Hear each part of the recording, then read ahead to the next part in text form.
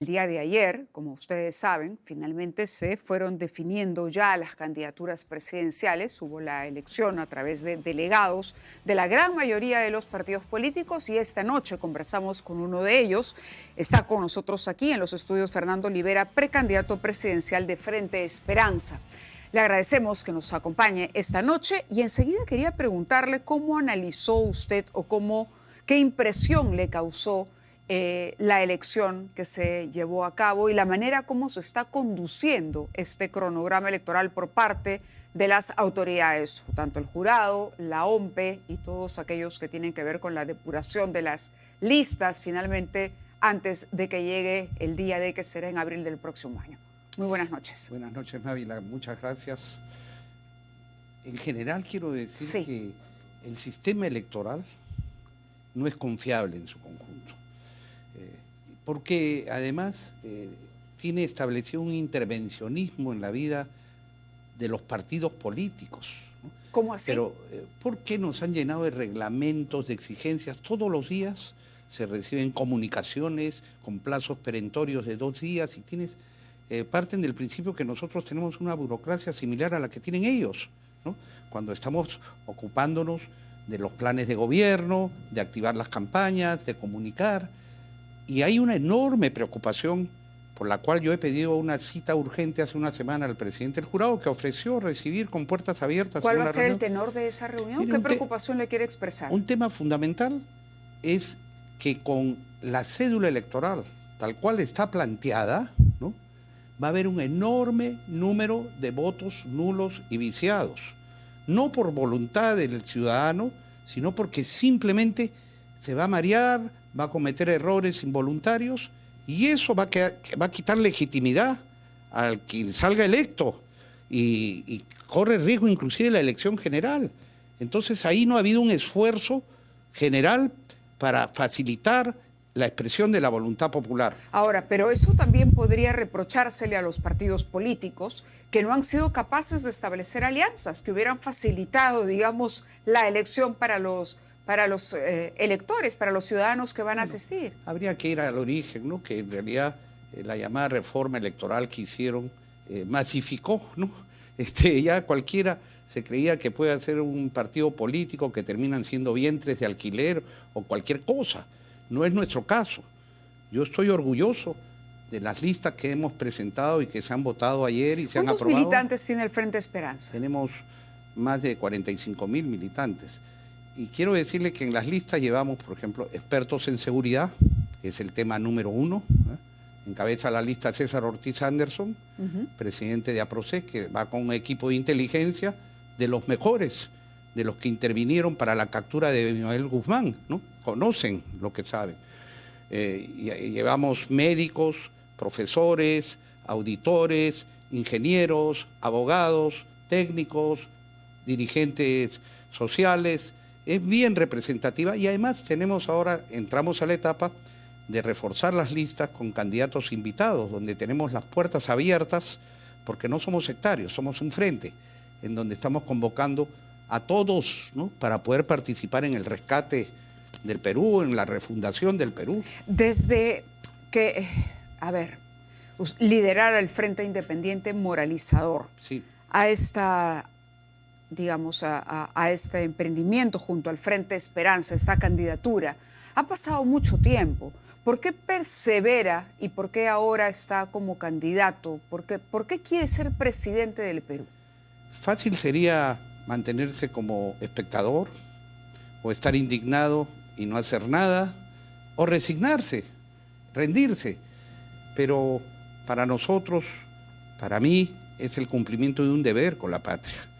Y por eso es que además, con la experiencia acumulada, porque en todo este tiempo hemos aprendido, yo me he preparado, inclusive he seguido maestrías y tengo experiencia en la Fiscalía de la Nación, en el Congreso, he sido constituyente, he sido ministro, prácticamente he cumplido todos los poderes públicos. Y también hemos aprendido en el tema de la gestión, que es un tema fundamental, ¿no?, porque no basta con lo que vamos a hacer de saque, ¿no?, acabar con un sistema de corrupción y la reforma del Estado que implica renovar la justicia, renovar el Congreso, renovar todas las instituciones realmente, porque ahora están Pero renovar tomadas el por la Congreso corrupción. cuando se supone el Congreso acaba de ser renovado, es decir, vamos ahora a elegir dos cámaras, la Cámara de Senadores y de Diputados. Hay quienes dicen que el Congreso no tomó en cuenta la voluntad popular y que ha hecho una serie de modificaciones en la Constitución, pero también en la conformación del propio Congreso, para no hablar del incremento del presupuesto, de espaldas a la ciudadanía. Si usted hace una consulta popular, los peruanos no aprobaron en su momento el retorno a la bicameralidad. Mira, pero el Congreso cambió las reglas. Y usted quiere llegar a la presidencia para promover otra vez el retorno a la Cámara Única. Es mucho más que eso. Más que eso. El 28 de julio yo voy a presentar el Plan Patriota, con una ley patriota de reformas constitucionales y legales, dándole un plazo al Congreso para que lo apruebe en 60 días máximo. Si no lo aprueba, yo simultáneamente voy a estar convocando el 28 de julio a un referéndum para que vaya junto con las elecciones regionales y municipales y hacemos la consulta directa al pueblo. Porque claro, los congresos suelen mediatizar la acción de los gobiernos que queremos hacer cambios y cambios radicales. Por ejemplo, yo le digo una cosa, la inmunidad parlamentaria se tiene que terminar. Esta suerte de impunidad consagrada, porque así ya creo que está reconocido, torongo no come torongo. Igual que juez no come juez, ni fiscal come fiscal, ni entre autoridades todos se protegen, tiene que cambiar. Entonces, el poder del pueblo debe estar en mecanismos de democracia directa. La democracia representativa está en crisis, nadie cree en nadie. Claro, pero una consulta popular no tiene, digamos, un... efecto vinculante, vas a decir. A eso voy, pero, porque estoy recordando lo que acaba de decir también el señor López Aliaga, que es lo mismo. Él ha dicho, pero claro, él ha utilizado la palabra disolución del Congreso, pero la disolución del Congreso ya no es posible porque no se puede ya presentar una cuestión de confianza por la aprobación de normas o reformas. Ley patriota. Sí. Nosotros, a diferencia del señor que está acostumbrado a mentir, a engañar, un mitómano permanente, López Aliaga, basta ver lo que ha sido su gestión y lo que ha cumplido y lo que no ha cumplido. Y a diferencia de él, ¿no?, que se copia una serie de propuestas, pero las distorsiona al final, porque no es. Nosotros ya el año 93, en el debate constitucional, y permítame hablar en primera persona, planteamos esos mecanismos de democracia directa que no habían en la Constitución del 79, y ahora hay. Y yo planteé en ese momento, por ejemplo, que en la revocatoria no solamente se incluya alcaldes y gobernadores regionales, sino que llegue a los congresistas y al mismísimo presidente de la República. De tal forma que si yo no cumplo lo que prometo, o si el congresista se vuelve un tránsfuga, o está queriendo hacer lo que está haciendo este Congreso, de lobbies y leyes pro crimen y todo lo que vemos, el pueblo lo saca. El pueblo lo pone, el pueblo lo saca. No hay que esperar 5 años. ¿Cuál es el mecanismo para que el pueblo lo saque? Una revocatoria directa. El pueblo, mediante consulta popular, saca al que no cumple. Así de simple, así de sencillo.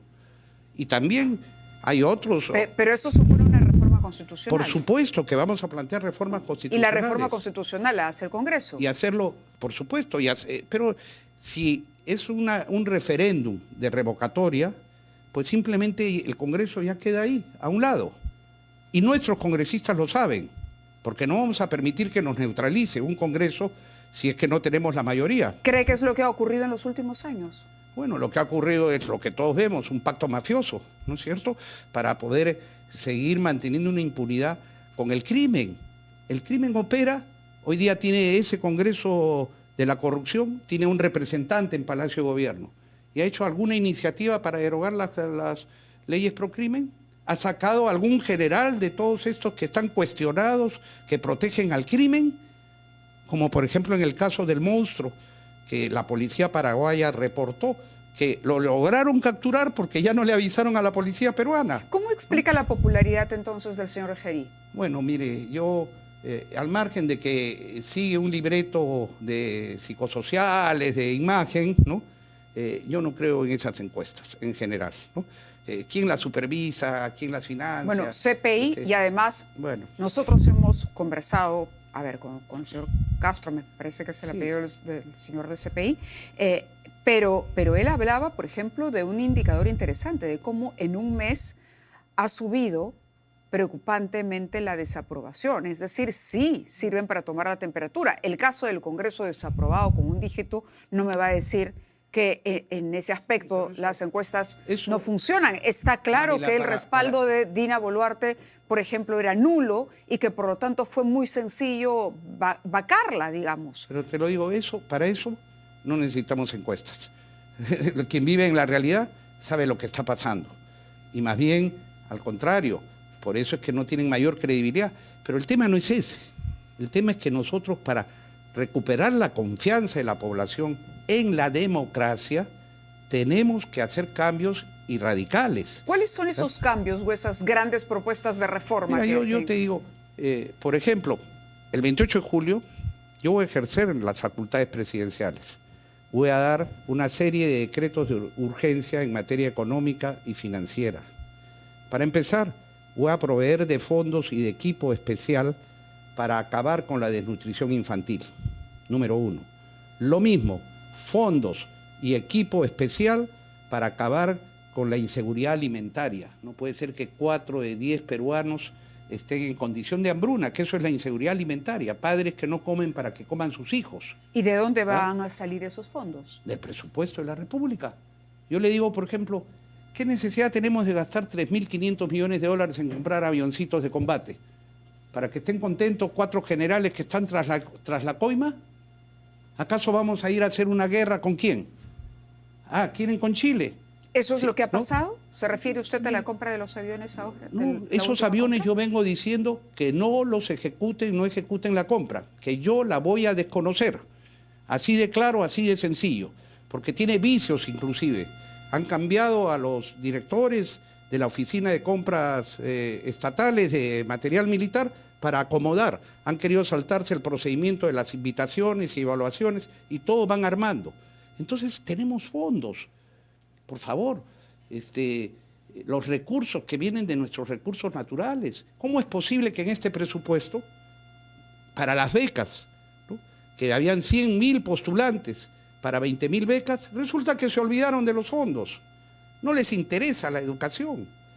Pero además hay fondos, porque otro decreto de urgencia que voy a dar el 28 de julio es para que saneamiento, ¿no?, que no tienen más de 6 millones de peruanos, no tienen agua potable. Se ha recortado, me parece, en el presupuesto. Sí, no les interesa. Tras eso también hay corrupción, Mávila, porque hay todo un negocio de cisternas, ¿no?, y que lucran con el desabastecimiento. No les importa que nuestra población esté sacando agua del río sin tratar y que esté afectando la salud, que afecta finalmente la educación. En Piura, que es una de las regiones más densa electoralmente, donde, dicho sea de paso, ha ganado, aunque está en decadencia ya el fujimorismo, no hay agua. En Tumbes tampoco, ¿no? En Pucallpa, donde hay ríos, hay agua. Sin embargo, hay escasez. En Loreto es lo mismo. Entonces, en Juliaca, Mávila, ¿cuántos años, décadas pasan sin que los proyectos existan? Existen los proyectos, pero no los ejecutan. Y hay fondos, tanto en el presupuesto como en organismos internacionales, el Banco Interamericano de Desarrollo, el Banco Europeo de Inversiones, la Corporación Andina de Fomento, el Fondo de Ayuda para el Desarrollo, el Banco Mundial. Es un derecho humano básico el agua, el saneamiento. Y para eso tenemos fondos. Ahora, tenemos el 28 de julio también, sí, o el mismo 28 de julio, va a disponer que se culminen todas las obras inconclusas. Tenemos 40.000 millones de soles paralizados en elefantes blancos. ¿Por qué? Porque ha habido corrupción, porque ha habido el expediente técnico, abandono de obras, muchas de ellas de consorcios chinos, dicho sea de paso, ¿no?, que han venido a reemplazar a los brasileros y a los sucesores. Inclusive obras de gobierno a gobierno están paralizadas ahí. Entonces, hay que poner en valor, eso va a reactivar también la economía, sin perjuicio de todo lo que tengamos que hacer ya ordenadamente para impulsar los ejes centrales del gobierno. Inseguridad, por ejemplo. Mira, inseguridad, ¿Qué hacer con esta inseguridad que es distinta? Es distinta, es una delincuencia diferente. El boom de los extorsionadores y de las extorsiones le da un nuevo cariz, un nuevo perfil al problema de la inseguridad, que ya no es, usted mencionaba al señor César Ortiz, pero ya no es el mismo, ha cambiado. Hace 10 años era diferente, en la época del terrorismo fue otro el tipo de delincuencia. Hoy estamos hablando de grupos que se organizan, pero que podríamos llenar y llenar páginas y páginas o pizarras con el nombre de organizaciones. No hay un solo líder, son miles que solo requieren de un teléfono para impartir terror, algunos explosivos, una corona fúnebre. Ahora nos enterábamos de eso, y están obligando a cerrar negocios que no pueden trabajar. ¿Qué hacer con esa inseguridad? Primero vamos a arrancar con lo urgente, haciendo una depuración de la Policía Nacional. Porque el problema es ese. No es que no tienen cabezas, sí tienen cabezas.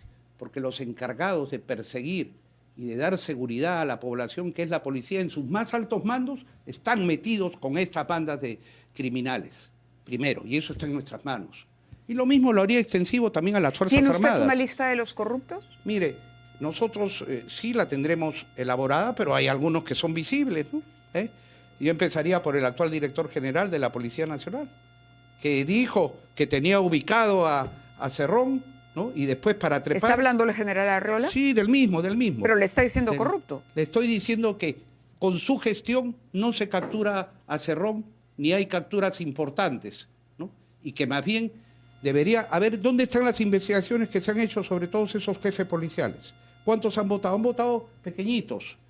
Los reubican, ¿no? ¿Por qué no hay un juicio sumario que nos pongan al frente? ¿Dónde están los jefes?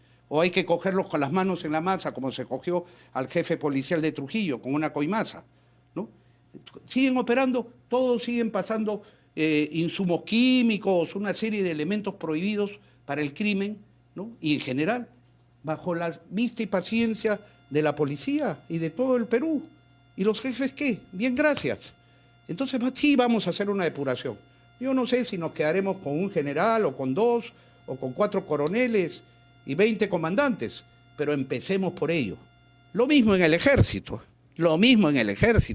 Ya empezaron a hablar de nuevo de terrorismo en el Braen, pero ¿cuántos años están en el Braen? ¿20? ¿25? ¿Cómo es posible una Fuerza Armada que no sea capaz de recuperar nuestra soberanía? El problema en el Braen es que el Estado no ha hecho su tarea tampoco. Bueno, si no hay Estado y se retira la Fuerza Armada del Braen, es todo. Es que el problema del Braen, de un lado es el narcotráfico que actúa con impunidad, donde no tiene la culpa el productor, el que siembra la coca. El que tiene la culpa es el que le mete el insumo químico y lo convierte en cocaína, en droga. Acabamos de ver el caso de Bruce Lee, requerido, extraditable por Estados Unidos. Sí. Ese señor sacaba la cocaína del Braen, cruzaba todo hasta llegar a Callao. Claro, pero me refería a que usted dice cuánto tiempo está en el Braen, pero el Braen como tal, o el diseño, digamos, de manejo, de organización, de autoridad que se ha creado en el Braen, es porque se supone que a la par iba a haber un plan desde el Estado para que no fuera la tierra de nadie en la que se ha convertido. Si ¿se da cuenta? ¿Sabes qué clama, Mávila? Sí. Clama tener buenas carreteras. Bueno, por eso estoy hablando del Estado. Buenas carreteras, ejemplo, comisarías, servicios, puente de San Francisco emprendimiento, negocios, años, industrias, comercio, todo. Está por caerse y nadie los atiende. El Braen, ¿sabes qué reclama? No tener energía trifásica, tienen monofásica. Entonces sus cultivos de cacao, los cultivos sustitutorios, no los pueden procesar, no pueden agregar valor a su producción, no los pueden transportar. Pero efectivamente, el Estado, los gobiernos no les interesa. Nosotros sí lo vamos a hacer. De acuerdo. Señor Olivera, nos ha ganado el tiempo. Mucho más. Mira, el tema de los venezolanos, sí. El tema de los venezolanos lo vamos a enfrentar desde el primer día. Mira. ¿Es el tema de los venezolanos? De los venezolanos. ¿O los malos venezolanos? De todos, ¿ya? Los malos venezolanos serán los delincuentes venezolanos. Hay que capturarlos, sentenciarlos y que paguen sus sentencias trabajando, número 1. Pero todo el resto, porque el Perú se ha vuelto el efecto llamada. Acá todos quieren venir porque aquí encuentran educación, salud, trabajo y todo. El sector público contrata venezolanos sin papeles, ¿eh? ¿Cómo es posible eso? Prohibido. Bueno, señor el sector Olivera, privado contrata venezolanos sin papeles. Vamos a conversar para hablar justamente de eso también. No van a tener cuentas en los bancos, lista larga, ni IAPE, ni lista remesas larga al exterior, de temas que vamos a continuar abordando. Yo le agradezco que haya estado en esta primera entrevista aquí en Prueba de Fuego.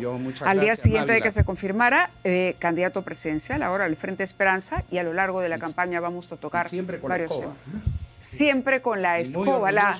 Y le voy a dar funciones a mis vicepresidentes. No estoy dando Bueno, de eso hablamos en la próxima entrevista. Muy amable. Gracias. Buenas noches. Hacemos una pausa y vamos a regresar con el exministro de Economía, Pedro Franque, para hablar del presupuesto.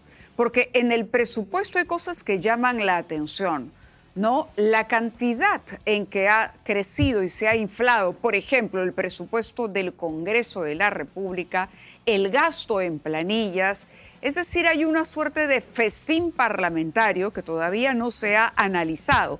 De eso y más hablamos con Pedro Franque, pero vamos primero a una pausa.